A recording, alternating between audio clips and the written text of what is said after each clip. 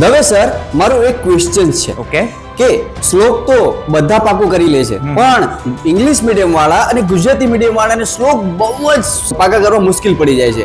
તો એવું કોઈ પર્ટિક્યુલર ટ્રીક છે કે એમને બોર્ડમાં એ જ પૂછાય અને એમને પ્રોપર માર્ક આવે? અચ્છા, ટ્રીકમાં આવો હું તને બતાવું. જો આટલા શ્લોક કરી લેશે ને બાળક 7 શ્લોક, તો એની અંદરથી જ 110% શ્લોક પૂછાશે. પહેલો શ્લોક કયો છે? સમ ગચ્છત્વમ આવડવું જોઈએ, બરાબર. બીજો શ્લોક કયો છે? સર્વે ભવંતુ આવડવું જોઈએ. ત્રીજો શ્લોક કયો છે? આપત્સુ રામ આવડવું જોઈએ. ચોથો શ્લોક શું છે? તો કે અનાથો દરિદ્રો આવડવું જોઈએ. પાંચમો શ્લોક કયો છે? તો કે ભાઈ વિવાદે વિષાદે આવડવું જોઈએ. છઠ્ઠો શ્લોક કયો છે? તો કે જાતસ્ય ધ્રુવ મૃત્યુ. અને સાતમો શ્લોક કયો છે? યસ્માનનો દ્વિજતે લોકો.